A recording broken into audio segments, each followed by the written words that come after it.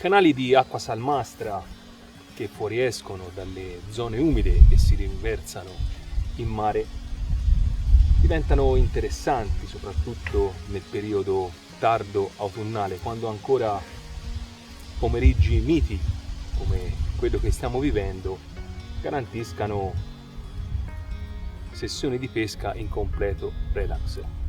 Ed è proprio quello che stiamo cercando oggi, una sessione di pesca bolognese tranquilla, approfittando di questa giornata tardo autunnale appunto. Questo è un canale caratterizzato da una profondità media molto bassa in questo tratto, siamo intorno al 1,20 m, 1,30 m. Stiamo pescando sulla marea montante, infatti possiamo vedere che il galleggiante si spinge verso monte. È una giornata un po' particolare perché l'acqua ha risentito delle piogge dei giorni precedenti, ma soprattutto delle temperature che si sono abbassate in modo repentino per poi rialzarsi. È un'acqua che ha bloccato un po' l'attività dei pesci. Fortunatamente la linfa vitale data dalle piogge magari garantirà finestre di attività che vanno sfruttate appieno. È una pesca tecnica che richiede lenze leggere, terminali sottili nell'ordine dello 0,9-0,10, ami piccoli, io sto pescando con un 26 e un bigattino appena appuntato. Questa tipologia di acqua ci offre la cattura di cefali che sono presenti in buon numero, anche di buona taglia. Possiamo incontrare qualche bella carpa che nelle fasi di marea calante, diciamo, o comunque agli inizi della marea montante si può palesare, e non manca appunto la presenza anche di qualche bella spigola. Vediamo quello che ci offrirà oggi questo bel canale.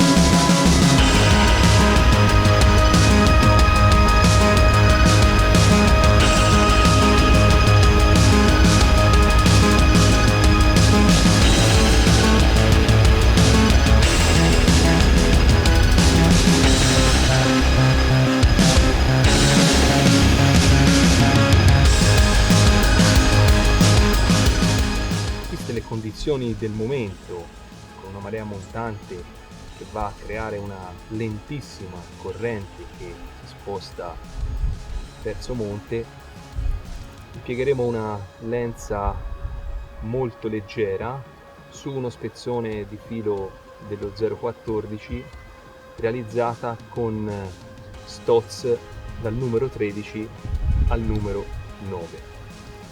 Il galleggiante è uno 0,50, la lenza è, ripeto, sui 60 cm, terminale di 1 metro dello 009, amo del numero 26 innescato con un singolo bigattino.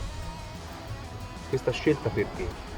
Perché abbiamo un'acqua molto lenta, addirittura sicuramente sarà ferma nella parte vicina al fondo, quindi dobbiamo presentare al pesce un'esca di movimento molto naturale, quindi un basso lenza leggerissimo è quello che ci vuole per riuscire ad ingannare i difficili pesci di questo canale, resi ancora più maliziosi da una condizione di temperatura dell'acqua un po' bassa.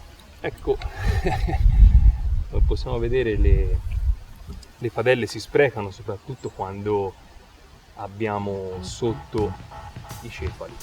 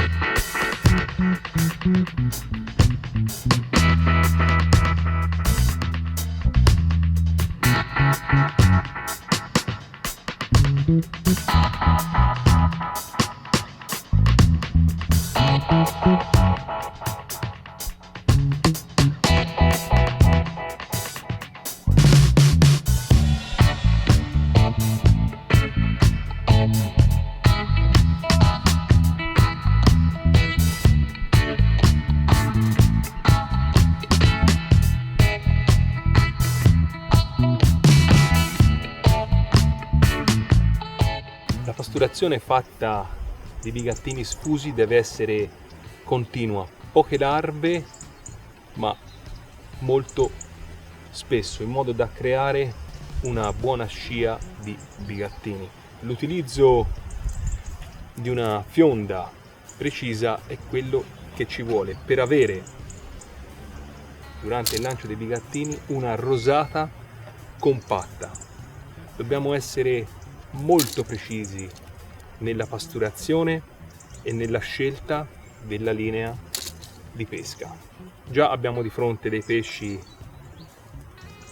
selettivi, quindi dobbiamo riuscire a metterli in qualche modo in fila sulla passata, sulla zona di pesca che io ho scelto, che è a circa 3/4 di canale, quindi sto pescando vicino alla sponda opposta, poco più là del centro del canale, perché è la zona dove ho la maggiore profondità del corso d'acqua. In questo caso sto utilizzando la fionda Twin Color, fiore all'occhiello del Made in Italy, realizzata con le macchine di precisione delle officine Stonfo. Come possiamo vedere è curata nei minimi particolari, a partire dall'impugnatura, dove abbiamo questo alloggio dove poter posizionare il pollice, bicchierino in plastica morbido con base rigida, in modo da poter caricare i bigattini.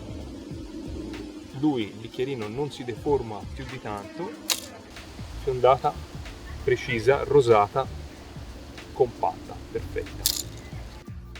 Diventa obbligatorio l'uso del nonodo di Stonfo, il famoso ferretto, nella misura numero 1, anche perché, ripeto, stiamo pescando con terminali sottili nell'ordine dello 009, un amo piccolo ad occhiello legato con un KLK, e questo grazie appunto al nonodo, che ha un collegamento lenza madre terminale senza l'ausilio di alcun nodo, ma solo girando il terminale sull'asse del ferretto e poi andandolo a bloccare nell'apposito fermo, e un amo legato con un KLK. Quindi abbiamo un terminale sì sottile, ma che sicuramente resisterà alla grande qualora dovessimo allamare un pesce di buona taglia. Mi viene in mente una carpa anche di buone dimensioni. Se non sarà l'amo a cedere, sicuramente non sarà il terminale.